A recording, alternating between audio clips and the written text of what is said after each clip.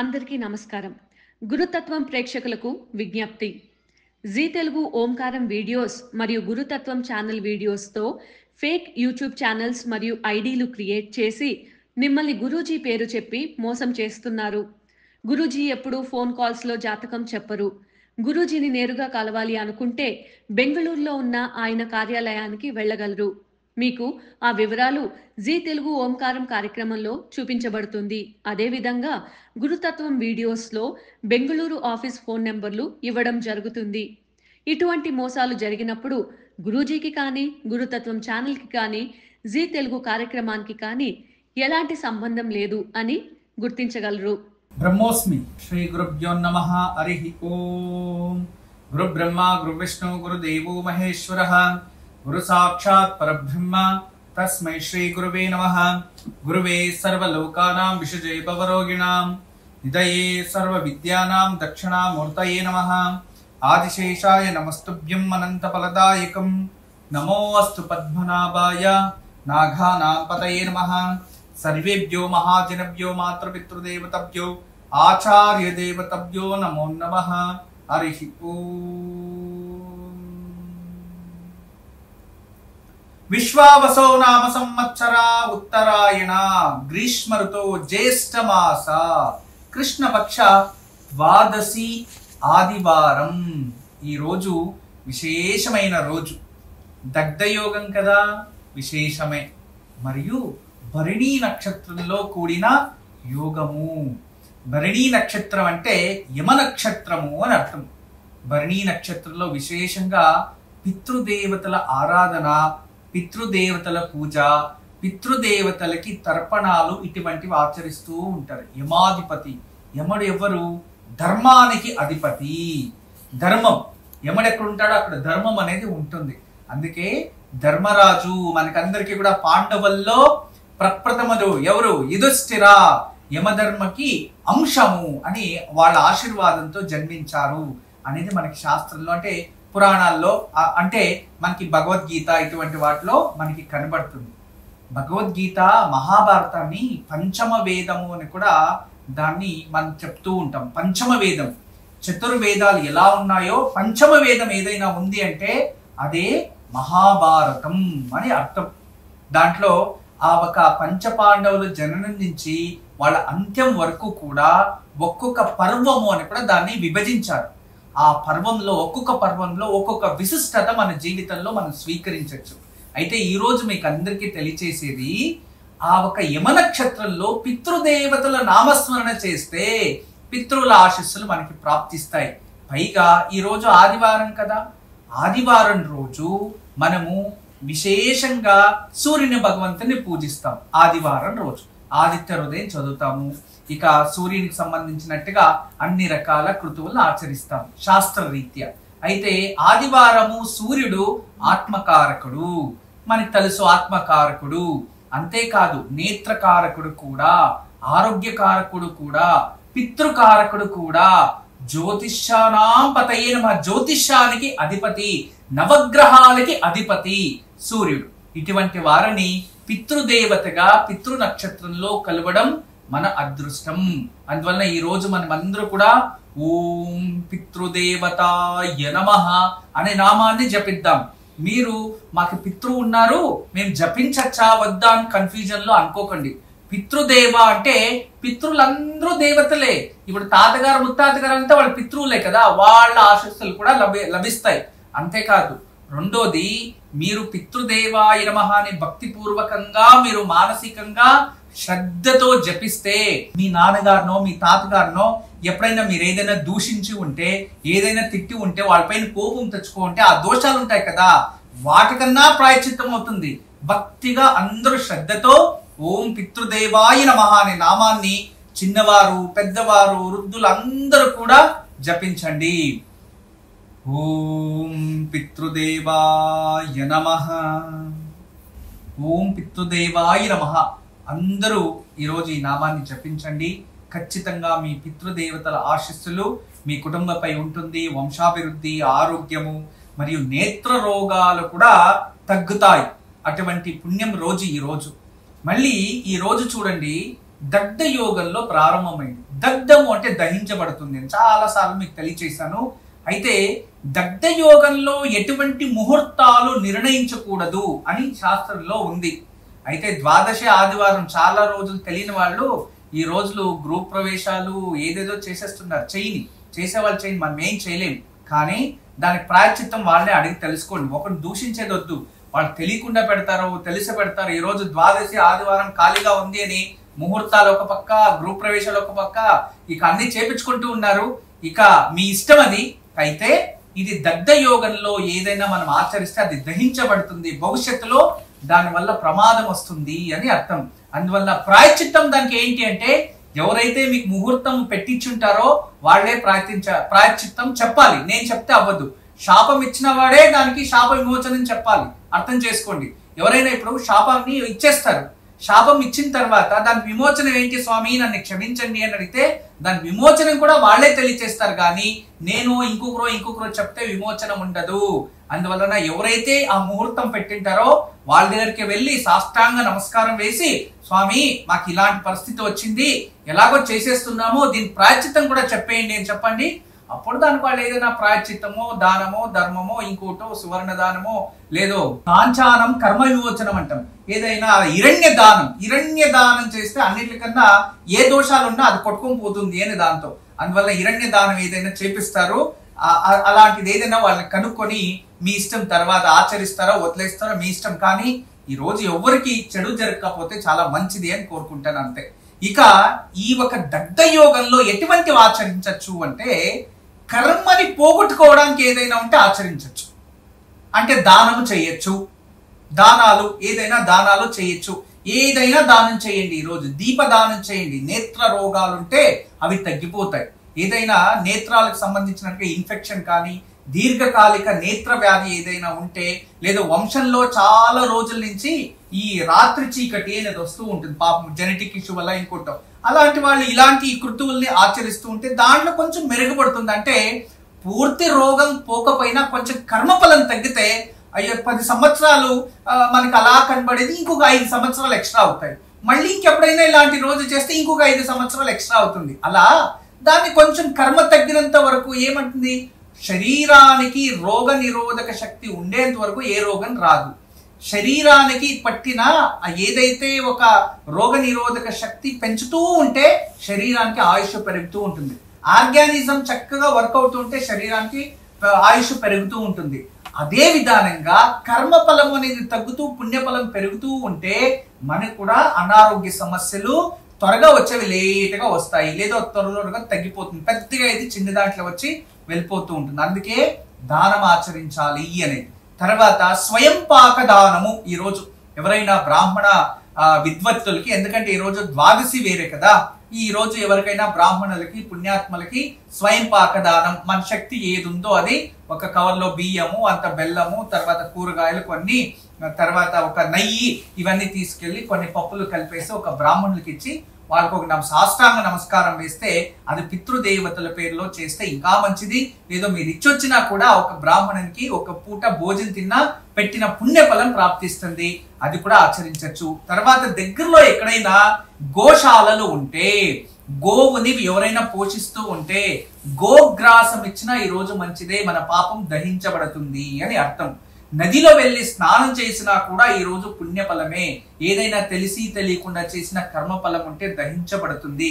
దీనికన్నా ఈజీ అంటే ఆల్రెడీ స్నానాలు చేసేసే ఉంటారు, మనం ఇంకొకసారి ఏదైనా స్నానం చేస్తాం ఈ రోజు, లేదు ఇంకా చేయలేదు చేస్తాము అంటే ఈ రోజు అంత గోమూత్రం తెచ్చి నీళ్ళలోకి వేసి పుండరీకాక్ష పుండరీకాక్ష పుండరీకాక్ష అని 3 సార్లు ప్రార్థించి ఆ నీళ్ళని తలపైన ప్రోక్షణ చేసుకోండి. ఇల్లంతా ప్రోక్షణించండి. ఇంట్లో ఏదైనా తెలిసి తెలియకుండా జ్యేష్ఠాదేవి లక్షణాలు, బయట నుంచి ఏదైనా కొన్ని శక్తులు ఉంటాయి, నెగిటివ్ ఎనర్జీ అనేవి, అటువంటివి ఏదైనా ఇంటి లోపల ఆవాహన అయి ఉంటే అవన్నీ తొలగిపోతూ ఉంటాయి. ఆవాహన అనగానే నాకు గుర్తొచ్చింది, ఈ రోజు జాగ్రత్తగా వినండి, ఆదివారం కదా చక్కగా తెలియచేస్తాను. మనము ఆవాహన అంటే ఏంటి అర్థము అంటే, ఆవాహించడము అని అర్థం. ఆవాహించడం అంటే ఎవరు ఆవాహిస్తున్నారు, ఎవరినన్నా మనం పిలుస్తాము అనుకోండి, ఆవాహన అంటే వాళ్ళు వచ్చినట్టు అని అర్థం. మీరు ఎప్పుడు ఇంట్లో అనుకుంటూ ఉంటారు కదా, ఎప్పుడు నాకేదో దరిద్రం వచ్చేసింది అని. ఆవాహన అయిపోయింది మీరు అలా అనగానే. ఇంకేదో అంటారు కదా, వాడికేదో పయ్యో కాలం వచ్చింది అని. ఆవాహన అయింది పయ్యో కాలం అని అర్థం. అంటే మీ మాట మీ నోరు ఉంటుంది కదా, అది ఏదైతే ఎక్కువ కోరుకుంటుందో అవన్నీ ఆవాహిస్తాయి అని. అదే విధానంగా ఇంట్లో కోపం వచ్చినప్పుడో, పిల్లలు తిట్టినప్పుడో, లేదా ఇంకోటో, మా ఇల్లు మాకు మంచిగా లేదనో, లేదా ఇంకోటి ఏదో ఒకటి అనుకుంటూ ఉంటారు మీరు. అలాంటివన్నీ ఆవాహన అయిండేవి. మనకేమవుతుంది, ఈ పుండరీకాక్షని తెలుసుకొని గోమూత్రం ఇల్లంతా ప్రోక్షణ చేస్తే ఆ దోషం వెళ్ళిపోతుంది. దీనికన్నా అద్భుతమైన పరిష్కారం ఇంకోటి ఏంటంటే, ఈ రోజు ఆదివారం ఇల్లు శుభ్రం చేసేటప్పుడు కాస్త ఉప్పు, గల్లుప్పు తీసుకొని నీళ్ళలోకి వేసి, నీళ్లు ఉంటాయి కదా, నీటిలోకి వేసి ఇల్లంతా శుభ్రం చేసిన తర్వాత ఇంట్లో దేవుడి దీపాలు అన్ని వెలిగించి, తర్వాత ఇంటి బయట ఒక చిన్నది జగ్గు కానీ లేదా నీళ్లు పాత్ర కానీ పెట్టి అందులో నీళ్లు పోసి ఒక పిడికుడు ఉప్పు, కల్లుప్పు తీసుకొని ఇంటికి దృష్టి తీసి ఆ ఉప్పుని ఆ నీళ్ళల్లో వేసేయండి.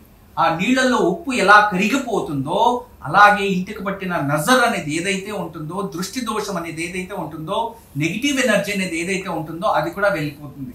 అది చేసిన వెంటనే చాలా ప్రశాంతత ఏర్పడుతుంది. ఈ రోజు ఇటువంటివన్నీ కూడా మనం ఆచరించవచ్చు. ఇక మన ఇంట్లో దేవతల్ని ఆవాహన అంటే పర్టికులర్ గా 3 రకాల పూజనైతే మనం రోజు చూస్తూ ఉంటాం.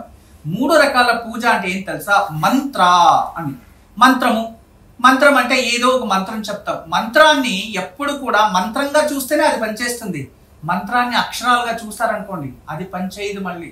అదే విధానంగా అందరూ మనుషులే. ఆ మనుషుల్లో గురువుని చూస్తే అతను గురువు అవుతాడు. అందరినీ చూసినట్టే అతను మనిషిని చూస్తే నీకు అతను మనిషే, వేరే వాళ్ళకి గురువు అవుతాడు. తర్వాత ప్రపంచంలో ఎన్నో విగ్రహాలు, ఎన్నో శిలలు ఉన్నాయి. అన్ని శిలగానే చూస్తే దేవుడు అవ్వడు. దాన్ని మూర్తిగా భగవంతుడు అనుకుంటే ఆ శిలే భగవంతుడు అవుతాడు. అదే విధానంగా ఇక్కడ మంత్రాలని కూడా అక్షరాలుగా చూడకుండా మంత్రాలుగా భావించి మననాత్రాయతే ఇది మంత్రః అంటే మనస్సు నుంచి మనస్ఫూర్తిగా మనము భావనతో దాన్ని ప్రకటిస్తే అదే మంత్రం. ఆ మంత్రము బీజాక్షర మంత్రాలైనా, వేద మంత్రాలైనా, శ్లోకాలతో రచించిన మంత్రాలైనా, లేదో పాట రూపంగా అయినా, లేదో భక్తి భావనలతో మీ మనసులో ఏమని మీకు కొలుస్తారో అర్చనలో వస్తాయి కదా ఎన్నో పదాలు, అది ఏదైనా మంత్రం కిందే వస్తుంది. మనసు పూర్తిగా భావనతో మంత్రము అనుకొని మననాత్ అనేది అక్కడ మీరు ఆచరించాలి. అప్పుడు అది మంత్రం అవుతుంది. అవును కదా? ఇప్పుడు మనం ఇంట్లో పూజ చేసేటప్పుడు ఏదో ఒక మంత్రం ఇంట్లో చెప్తారు మీరు, అది మంత్రం. నిత్య పూజలో కూడా మంత్రం ఉంటుంది అని అర్థమైంది. ఇక తంత్ర అనగానే చాలా మందికి నెగిటివ్ గా ఆలోచిస్తుంటారు. తంత్రం అంటే ఏదో చేతబడి చేసినట్టు, తంత్రం అంటే ఏదో బ్లాక్ మ్యాజిక్ లాగానో, తంత్రం అంటే ఏదో శ్మశాన పూజలో, తంత్రం అంటే ఇంకేదో అనుకునేస్తున్నారు. దయచేసి తంత్రము అంటే అర్థం తెలుసుకోండి. మంత్రము అనేది ఫార్ములా, గుర్తుపెట్టుకోండి. మంత్రము అనేది ఫార్ములా.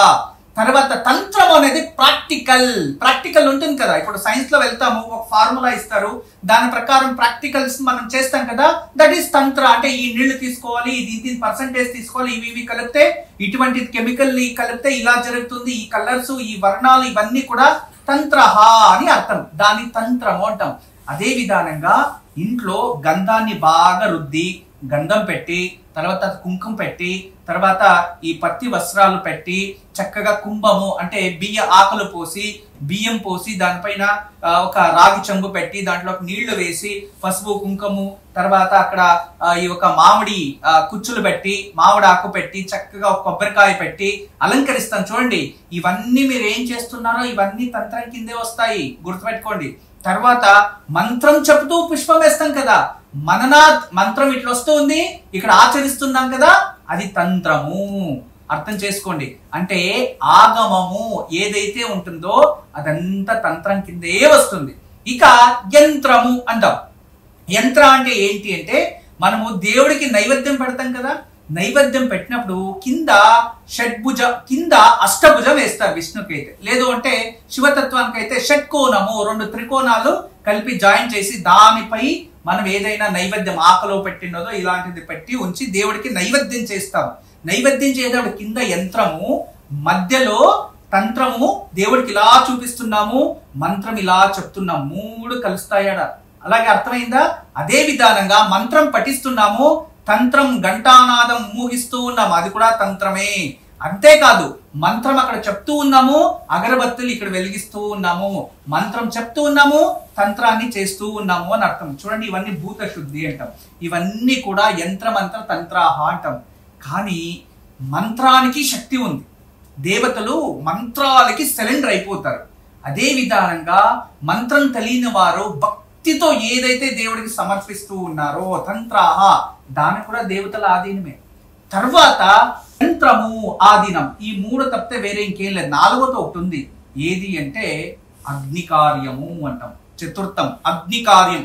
హోమ యజ్ఞ కార్యాలు మనం చేస్తాం కదా, మండలాత్ మండలః, ఆ మండలము ఆ యజ్ఞ కుండని రచించి ఆ యజ్ఞ రూపంలో సర్వ దేవతల్ని ఆవాహన చేసి యజ్ఞేశ్వరుని ముఖాంతరం దేవతల దగ్గరికి పూజ సమర్పణని అందించుకోవడం, అది కూడా యంత్ర మంత్ర తంత్రాల్లోనే ఒక భాగం, కానీ అది వేరే విధానం ఉంటుంది అంతే. ఇవన్నీ కూడా యంత్ర మంత్ర తంత్ర, ఈ మూడు కలిస్తేనే పూజ అయినా యజ్ఞమైనా ఏది ఆచరించినా ఈ మూడు ఖచ్చితంగా ఉండే ఉంటాయి. దాన్ని మాత్రం తెలుసుకోండి మీరు. అయితే ఇక్కడ చాలా మంది ఆలోచించేది ఏంటంటే, ఓకే మంత్రం చెప్పే వాళ్ళందరూ కూడా పురోహితులు, ఇక తంత్రము అనగానే ఇక వాళ్ళు ఏదో, ఇక యంత్రం అంటే ఏదో భూత వైద్యులు, ఇలా కాదు. అన్ని నేర్చుకుంటారు వాళ్ళు, మీ కంటికి కనబడదు అంతే, వాళ్ళు అన్ని ఆచరిస్తూ ఉంటారు అంతే. అవన్నీ చేస్తేనే భగవంతుడికి అర్పితం. ఏది ఒకటి తప్పిపోయినా ఆ ఒక షోడశ పూజలో ఒకటి లేదు అని అర్థం. దాని నుంచి అన్ని ఉంటాయి. మీరు నిత్యము ఇంట్లో పూజ చేసేవారు పంచోపచార పూజలు చెయ్యొచ్చు. ఇక నార్మల్ గా ఇంకొంచెం వేద జ్ఞానము అటువంటి వాళ్ళు దశోపచార లేదా ద్వాదశోపచార పూజ చేస్తారు. వేదోక్తంగా పూజ ఆచరించాలంటే షోడశోపచార పూజ, 16 రకాల సమర్పణ అర్పించుకోవడం ఉంటుంది. దాన్ని షోడశ పూజ అంటాం. షోడశ విధానేన పూజాం సమర్పయామి, పంచోపచార పూజాం సమర్పయామి, దశోపచార పూజాం సమర్పయామి, ద్వాదశోపచార, ఇలాంటి వాళ్ళ శక్తికి తగినట్టుగా ఆచరిస్తూ ఉంటారు. ఇవన్నీ మనకి తెలిసిన విచారాలే. కానీ ఎందుకు పర్టికులర్ గా తెలియచేస్తున్నాను అంటే, చాలా మంది తంత్రం అనగానే దాన్ని నెగిటివ్ గా తీసుకుంటారు. దాన్ని నెగిటివ్ గా తీసుకోకుండా అది పూజా విధానమే. నార్మల్ గా మనం ఆచరించే పనుల్ని క్రియ అనే ఒక స్థానాన్ని తంత్రము అంటారు అంతే. ఇక యంత్రము అని వచ్చినప్పుడు దాంట్లో ఏముంటుంది అంటే ధాతువుల లక్షణం ఉంటుంది. ధాతు అంటే బంగారు, వెండి కావచ్చు, కాపర్ కావచ్చు, ఇక సిల్వర్ కావచ్చు, ఇటువంటి కొన్ని ధాతువుల్ని కలిపి లేదా ఒక ధాతువు పైన ఏం చేస్తారు, రచిస్తారు. అంటే అష్టదళ పద్మదళం లిఖిత్వ, అష్టదళాలు పద్మదళాలు, లేదో చతుస్రాకార మండలం, లేదో త్రికోణాకారము అని, లేదో షట్కోణాకారము అని ఇలా రచించి అందులో బీజాలు నింపుతారు. బీజాలు నింపడం అంటే బీజాక్షరాలు అని అర్థం. అంటే మనం ఏదైతే మననాత్ మంత్ర అని అంటామో దాంట్లో సూక్ష్మ మంత్ర అని ఉంటుంది. సూక్ష్మ మంత్ర అంటే బీజ మంత్రాలు. ఆ బీజ మంత్ర అక్షరాలని రాస్తారు. ఎప్పుడైతే యంత్రము రచించి అందులో మంత్రాలు రాశారో ఆ ధాతువుకి శక్తి వచ్చేస్తుంది. అది ఎప్పుడైతే ఆ ఒక లోహానికి శక్తి వచ్చిందో ఆ లోహము మెడలో కట్టుకోవడమో, లేదు ఇంట్లో తగిలించడమో, లేదు ఇంకెక్కడో దాచి ఉంచడమో, దేవుడి గదిలో పెట్టడమో, అల్మార్లో పెట్టడమో, ఎక్కడ ఎటువంటి మంత్రాన్ని రచించినా యంత్రాన్ని రచించినా ఆ యంత్రాన్ని శరీరంపై ఉన్నా అక్కడ ఉన్నా దాని పని అది చేస్తూ ఉంటుంది అంతే. ఇప్పుడు అలాంటివి శ్రీవాస్తు యంత్రం, అది మనం తగిలిస్తాం, దాని పని అది చేస్తూ ఉంటుంది అంతే. కానీ దాంట్లో బీజాక్షరం లేదు. కానీ మీకు ఇది నీలా సరస్వతి యంత్రం అని కొన్ని రోజుల ముందు తెలియచేశాను, ఎగ్జాంపుల్ మీకు ఇచ్చాను. దాంట్లో చూడండి ఎగ్జాక్ట్లీ బీజాక్షరాల సమేతంగా సరస్వతిది, లోపల షట్కోణ సమేతంగా, తర్వైపు త్రికోణాకార మధ్యే షట్కోణాకార మండలే మధ్యస్థితాః నీలా సరస్వతి. అంటే ఆ విధానంగానే మరియు సప్తధాతు దానికి శ్లోకం ఏదైతే ఉందో దాని ప్రకారమే దాన్ని రచించి అది చూడండి, అది ఎక్కడున్నా పనిచేస్తూ ఉంటుంది అంతే. శరీరం పైన ఉన్నా పనిచేస్తుంది, బుక్ లో పెట్టుకున్నా పనిచేస్తుంది, బ్యాగ్ లో పెట్టుకున్నా పనిచేస్తుంది. ఎలా పనిచేస్తుంది అంటే, ఒక లోహం ఉంటుంది, ఆ లోహాన్ని నీటిలో వేసేయండి తుప్పి పడుతుంది, బయట పెట్టండి తుప్పి పడుతుంది, దాచిపెట్టండి తుప్పి పడుతుంది. అంటే లోహ క్రియ అనేది మీరు ఎక్కడ ఉన్నా, ఏ స్థానంలో ఉన్నా, ఎక్కడ ఉన్నా, ఎలా ప్రొటెక్ట్ చేసినా దాంట్లో కెమికల్ యాక్షన్స్ అనేవి ఎలా జరుగుతూ ఉంటాయో అదే విధానంగా అది ఎక్కడ ఉన్నా ఆ యంత్రము పని చేస్తూనే ఉంటుంది. దాని పని ఎందుకంటే బీజాక్షరాలు ఆడున్నాయి, ఇక లోహాలు ఆడున్నాయి, దానికి కావాల్సిన యంత్రం రచనలో ఉంది, దాని పని అది చేస్తూ ఉంటుంది అంతే. అలా యంత్రాలు ఎప్పుడు కూడా చాలా శక్తివంతమైనవి. దాన్ని పూజించినా పూజ చెయ్యకపోయినా ఆ పని అది చేస్తూ ఉంటుంది. మంత్రము మనం చెప్తేనే మంత్రం అవుతుంది. అదే బీజాక్షరాలని లోహానికి అతికిచ్చేస్తే అది సర్వదా చెప్పుకుంటూనే ఉంటుంది జీవితాంతం. ఇక వాటిలో శాశ్వతంగా ఉండిపోయినట్టు శాశ్వతంగా పనిచేస్తూ ఉంటుంది. ఇక మనం పూజలు అయితే విసర్జన చేసేస్తాం. యంత్రానికి విసర్జన ఉండదు, గుర్తుంచుకోండి. అది పర్మనెంట్ ఒకసారి రచించిన తర్వాత. ఇలాంటివి ఎన్నో విషయాలు ప్రతిరోజు తెలియజేస్తూనే ఉంటాను ఓంకార కార్యక్రమంలో. కానీ అర్థమయ్యేది కొందరికి మాత్రమే అర్థమవుతుంది. అర్థం అయితే మాత్రం సంతోషమే. అర్థం కాకపోతే వీళ్ళు ఏం చెప్పారు అని చెప్పి మళ్ళీ ఇతరులతో కూర్చొని చర్చించి ఏదేదో చేసుకుంటూ ఉంటారు. ఓకే, ఎనివే మంచిది. ఈ రోజు ఆదివారం, కాలర్స్ కూడా చాలా మంది ఎదురు చూస్తూ ఉంటారు. ఇక ఫోన్ చేసే టైము, అందరూ కాల్స్ కి ప్రయత్నించండి. ఎవరికి అదృష్టం ఉంటుందో వాళ్ళకి ఈ రోజు కాల్ కలుస్తుంది. రేపు ఉదయం కృతికా నక్షత్రంలో సోమవారం, పైగా త్రయోదశి గడియలు ఉంటాయి. రేపు సాయంత్రం అయితే ప్రదోషమే ఉంటుంది, ప్రాబ్లం లేదు, చాలా విశేషం. కానీ రేపు ఉదయాన్నే కొన్ని బిల్వ దళాలు సంపాదించి రేపు ఉదయం లోపల కొన్ని బిల్వ దళాలు తీసుకొని దాన్ని కాస్త గంధపు నీరు లేదంటే పన్నీరు అంటాం, రోజ్ వాటర్, దాంట్లో తడి చేసి వాటిని 4 లేదా 2 శివాలయంలో ఇచ్చిరండి. రేపు ఉదయం 7:30 నుంచి 9 లోపు రాహుకాలం ఉంటుంది. ఆ రాహుకాలంలో బిల్వ దళాలు ఇచ్చి మీ మనసులో ఏదైనా కోరిక ఉంటే ఆ కోరికని బయట నందీశ్వరుడు ఉంటారు కదా, నంది కుడి చెవులో చెప్పాలి. కుడి చెవులో చెప్పి కొమ్ముల మధ్యలో ఆ పరమేశ్వరుని చూడాలి. అలా చూసి సాయంత్రము ప్రదోష కాలంలో శివుడికి విశేషంగా పూజ చేయాలి.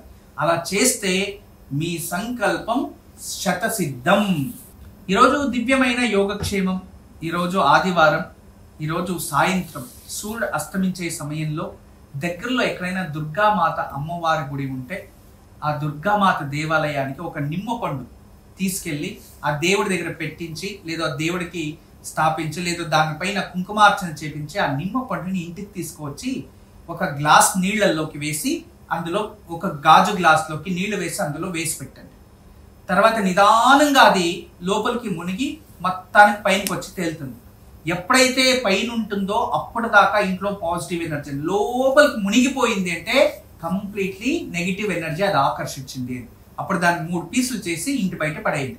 ఇది చాలా మంచిది. లేదా ఇంట్లోనే మీరే ఒక నిమ్మ పండుని అమ్మవారి ముందు పెట్టి దానికి కుంకుమార్చన చేసి చేతిలో పట్టుకొని దేవీ ఖడ్గమాల చదివి తర్వాత ఇంటికి దృష్టి తీసి ఒక గాజు గ్లాసులో నీళ్ళల్లో వేసి అందులో వేసి ఇంటి లోపల పెట్టేయండి. ఇలా చేస్తే ఇంటి చుట్టుపక్కన ఇంటి లోపల మీ పైన ఎటువంటి నెగిటివ్ ఎనర్జీ ఉన్నా ఆ నిమ్మ పండు ఆకర్షిస్తుంది, నిదానంగా దాని దోషం విముక్తి చేసేస్తుంది. ఇది ఈరోజు ఆదివారం దగ్ధయోగం. తప్పకుండా దీన్ని ఆచరించండి. ఏదైనా నెగిటివిటీ ఉంటే అది భస్మమైపోతుంది. బ్రహ్మోస్మి. అందరికీ నమస్కారం. ఈరోజు మీకు అందరికీ కూడా శ్రీవాస్తు యంత్రం గురించి పరిచయం చేయడానికి వచ్చాను. శ్రీవాస్తు యంత్రం మీరు చూస్తున్నారు. శ్రీవాస్తు యంత్రం. ఈ శ్రీవాస్తు యంత్రం ఈ విధానంగా 9 ఇంచెస్, ఇలా 9 ఇంచెస్, ఇలా 9 ఇంచెస్ ఉంటుంది. తదుపరి బ్యాక్ సైడు ఇలాంటి 9 చక్రాలు ఉంటాయి. ఫ్రంట్ ఈ ఒక గ్లోబ్స్లా ఒక 9 డాట్స్ ఉన్నాయి చూడండి, ఇలా 9. ఇది శ్రీవాస్తు యంత్రం అనేది ఒక కాస్మిక్ ఎనర్జీని అట్రాక్ట్ చేసుకుంటుంది. నెగిటివ్ ఎనర్జీని ఇంట్లో నుంచి బయటికి తరిమేస్తుంది. ఇది మీకందరికీ దానికి పరిష్కార మార్గంగా నేను ఇవి సూచిస్తున్నా. ఎందుకంటే చాలామంది పిల్లలు సరిగా చదువుతలేదు, ఇంకొకరు మా ఇంట్లో ప్రశాంతత లేదు, భార్యాభర్తల మధ్యలో సఖ్యత లేదు, దేవుడి గదిలో సరిగా పూజ చేయలేకపోతున్నా, ఇంట్లో ఏదో తెలియని బాధ అనిపిస్తుంది, మా ఇంట్లో ఎప్పుడు కూడా ఏదో తెలియని ఒక శ్మశానంకి వెళ్ళినట్టు అనిపిస్తూ ఉంటుంది, మా ఇంట్లో కలగానే ఉండదు ఎప్పుడు కూడా, ఇక మా ఇంటికి చాలామంది వచ్చిన వాళ్ళంతా వాస్తు దోషం అని చెప్తూ ఉన్నారు, మేము ఏం చేయాలి అని ప్రశ్నిస్తూ ఉండేవారు. వాళ్ళందరికీ కూడా ఒక మార్గోపాయం చాలా రోజుల తర్వాత రీసెర్చ్ చేసి ఇప్పుడు ఈ శ్రీవాస్తు యంత్రాన్ని మేము చూపిస్తున్నాం. ఈ శ్రీవాస్తు యంత్రాన్ని ఎప్పుడైతే ఎక్కడ ఫాల్ట్ అనిపిస్తుందో అక్కడ ఒక మేక కొట్టి తగిలించాలి అంతే. పిల్లలు చదువుతా లేదు, చదివే రూమ్లో పిల్లలు ఏకాగ్రతగా చదవాలి అనుకుంటున్నారా, అక్కడ ఒకటి తగిలించండి. మీరు నిద్రించే ఒక రూమ్లో మాకు సరిగా నిద్ర వస్తా లేదు, పడుకుంటే చెడు కళలు వస్తున్నాయి, నిద్రించే గదిలో ప్రశాంతత లేదు అనిపిస్తుంది, అక్కడ ఒకటి తగిలించండి. లేదు ఎవరో వాస్తు దోషం అని చెప్పారా, ఇంట్లో వాస్తు దోషాని కోసం ఇంటి హాల్లో ఒకటి తగిలించండి. లేదా పూజ గదిలో ఏదో ప్రశాంతత లేదు, ఏకాగ్రత లేదు, మెడిటేషన్ చేయలేకపోతున్నా అంటే పూజ గదిలో ఒక మేక కొట్టి అక్కడ ఒకటి తగిలించండి. ఎక్కడైతే ఇంట్లో వాస్తు దోషం ఉంది అని ఎవరైనా చెప్తారో ఆ ప్రదేశంలో, ఆ ప్లేస్లో జస్ట్ ఒక మేకు కొట్టి దాన్ని తగిలించండి. ఆ వాస్తు దోషం అక్కడి నుంచి వెళ్ళిపోతుంది. చాలా అద్భుతము, చాలా విశేషమైన శ్రీవాస్తు యంత్రం మీ వరకు తయారు చేయించాము. దీన్ని ఉపయోగించండి, దీన్ని లాభం పొందండి. నమస్కారం. వాస్తు యంత్రం సంప్రదించవలసిన నెంబర్లు 8884452344 040682766622.